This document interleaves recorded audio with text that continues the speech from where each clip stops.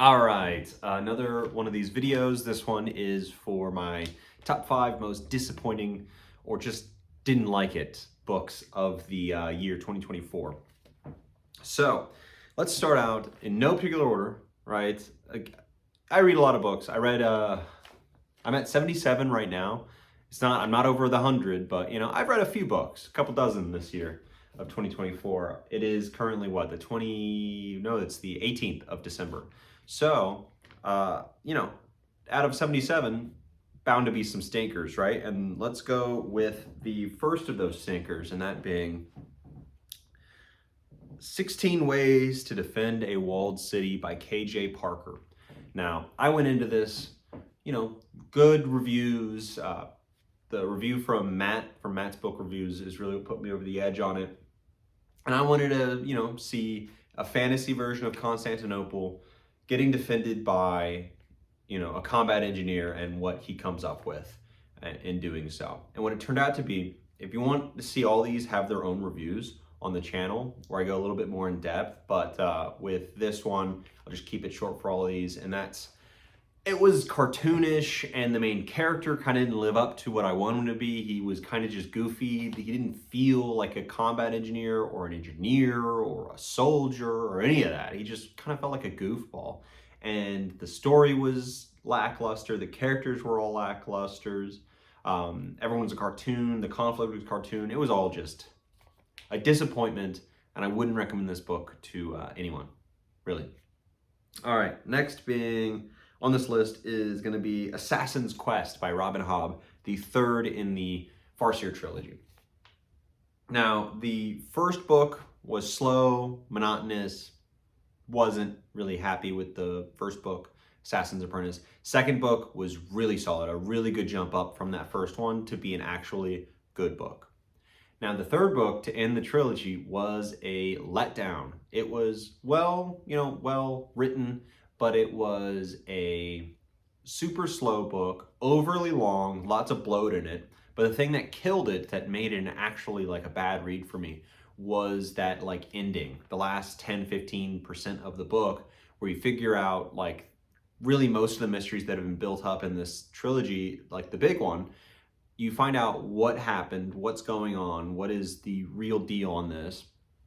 And then the climax to the book was just too fast. I didn't like what the climax was, but you also didn't get to experience much of it. It just happened and then the book was done. The thing that I really wanted to see, which was the raiders, right? The actual raiders, the ones that were causing all of the issues, right? You got nothing about them. There was no backstory, there was no anything, and that might be explored later, but it wasn't in this trilogy, and the trilogy finished, right? So I just felt supremely disappointed with this series, the trilogy itself. Only one of the three being actually a good read. Really left a bad taste in my mouth, and the Elderlings themselves I could care less about, let's just say. If you know, you know. All right, especially in that book. I don't know how it goes in the rest of the series. I haven't read it. All right, next we'll go with East of Eden by John Steinbeck. It's an American classic, right? I've read it before in high school, junior year of high school, so a decade ago I read it, and I remember really enjoying it. Now, reading it this time, I got about 30% through the book, and I really enjoyed myself. I was like, wow, this is really great. Well written, all of it. I understand the hype. I remember what I loved about it. Now, then I hit about 10% of just slog, and I could not, and I stopped. I stopped because I was like, I'm moving on to other stuff. I think I was in the middle of reading the Dungeon Crawler Carl books, and that, I just couldn't really wrap my head around doing both of those books at the same time, and I just really wanted to read that other series better or more. But I stopped and started the East of Eden, that 10% multiple times, and the furthest I did was get to 40-45% through the book, and I just dropped it. It's so boring. I can't get into it. I just don't care anymore. Yeah, and so then I dropped it. Then I stopped. And it wasn't bad. It wasn't badly written. It just lost me. Overly long there. And it might get great. It probably does get great. I don't remember much of it from back then, but I didn't get to those parts. Next is going to be Of Blood and Fire by Ryan Cahill. This is the second to last book on this list. Now, it had great reviews. People are saying, go out, buy this book. The next books are even better, all of this stuff. If you loved the first book, you'll love the next books. Oh my gosh, it gets even better. And I read the book and I didn't enjoy myself the entire time. It was a boring fantasy, and I love fantasy. So what happened? It was all tropes, cliches. It was Aragon, but with a new skin and a little bit like more refined, but still like it was that. And I just don't care. I don't think I care about Dragon Rider fantasies. I don't care about anything like that. Dragons don't interest me. None of the characters were strong enough to interest me. It felt like what was it? Malice? Yeah, it felt like Malice in the beginning, but Malice was done so much better by John Gwynne, and that series just pulled me so much along so much better, while Ryan Cales just lost me. I read the whole book and it left me wanting less. Yeah, and if I could have not read this book, I would have. It's just a bunch of tropes and cliches done in ways that I know and everyone knows. If you read it, you will have seen the ways that they have been done better in older books and then contemporary books. And man, was I just not happy with it. Anyways, that's that one. All right, last on there is Best Served Cold by Joe Abercrombie.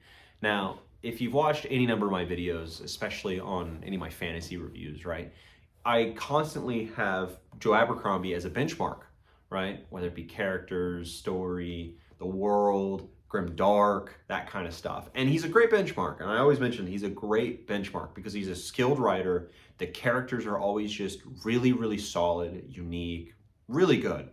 The stories fleshed out, it has all the ingredients of being like really, really, really good to great. And that's why so many people love Joe Abercrombie and his writing style.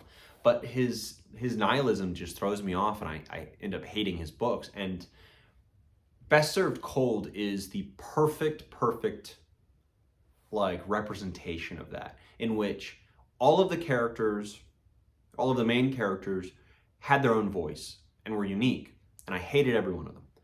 Their arcs went backwards, and it was like a purpose. I remember watching all of Brandon Sanderson's like writing class, and he mentions the backwards arc, the opposite of like a positive arc, so a negative arc, I guess. I'm trying to remember what it was, but negative arc. They start like Shivers, start in the beginning where he was, and to the end he was the opposite, right? He was exactly where he wasn't going to be, where he didn't want to go to, where he didn't want to be, right? And him being our like main character you follow through, you end up losing him. Like, you're with him and then you end up losing him throughout it. And my interest in the book and my care for the people or the characters kind of followed Shivers' journey into like his descent down. And by the end of the book, I hated everyone. I hated where things went. I don't care about the world. There's no depth to it, is what it feels like. There doesn't feel like there's anything to latch onto that matters, because everything is shown to have not mattered, especially in the First Law trilogy that I read, where kind of the past is mostly a lie, and it's all done with the puppeteering of Baez and others, right? And you just don't care because you know it's all a lie, and there's a nihilism behind that I hate. And because I know that that's all back there, reading Best Served Cold, everything is just grim and nasty, and I know what's under the surface and in the past is as grim and nasty. And you're just like, I just don't care. I don't like any of this. I don't like the writing is good. It really propels you through. The pacing is really good, but everything that happens is awful to me, and I just don't like it. Now, Best Served Cold, I was really looking forward. Why it's a disappointment. I didn't like 2 out of the 3 of the First Law books very much. In hindsight and retrospect, the second book is the best, because that's when you get progression, but then the third book is taking that off, right? Which is kind of, the third book and Best Served Cold kind of share so many parallels there. Shivers being like Logan, right? Or Logain, one of them. Anyways, that is just not an arc I can get behind in my books, in the reading that I like having. in my life. It's just not good. So much negative energy there. And I guess if people are like very happy-go-lucky and have a lot of happiness in their life, they might enjoy a little dash of Abercrombie's nihilism, but good gosh, do I not like that in mine. I like to have some uplifting themes and uplifting characters and following characters that are better than I am and make the hard decisions that that I couldn't or wouldn't make, that kind of thing. None of these in Abercrombie's book kind of do that. It's all the easy way or the wrong way, and you're just like, oh God, what is happening? What an awful thing to read. Anyways, I could rant all the time about it, and my dislike of Abercrombie's kind of style is all here. And I honestly, I really want to get to that second trilogy, the Age of Madness or whatever. Wisdom of Crowds is the name thrown. I don't know the name of the books, but that is kind of jostling in my mind about this when I think of that. And I hear it's just better than the First Law, and it's like fantasy moving into the industrial age, and that's interesting.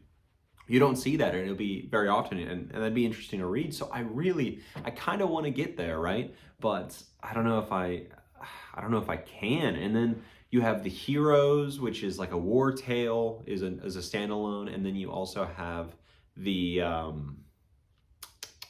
that other one, which is like a Western. It's like Red Country or something like that. And I might try that as well. But good gosh, it's a journey I have not been enjoying very much. 1 out of the 4 books so far that I've read of Abercrombie have been enjoyable. So anyways, rant done. Those are the 5 that I did not enjoy this year. And I'm happy to say, like, there weren't that many that I didn't like this year. Out of the 77 books, I would say, you know, around 5 books, like these 5, I just didn't enjoy my time with as much, or in retrospect, I didn't like it, right? And those are like the top ones, and those are the only ones that I can think of after doing a quick look, right, that I'm not happy with. Some of them might have reviews on the channel, some of them might not, I don't know. I just kind of post what all out of order, like it could be books 2 years ago I read, a year ago, or, you know, yesterday, right? So whatever, the backgrounds always change. This is my background that I'll have for the next, or at least the area, the location. I don't know if it's my background for the next at least year, right? New apartment, right? So yeah, you'll be seeing more of this. This should be hopefully more of these and less of the car, but we'll see when I have time. Anyways, those are the 5. I look forward to the next year, 2025. Hopefully I find some amazing books, you know, because I've already been surprised by some of the great books that I've read in 2024. All right, that's it. On to the next book, on to the next review.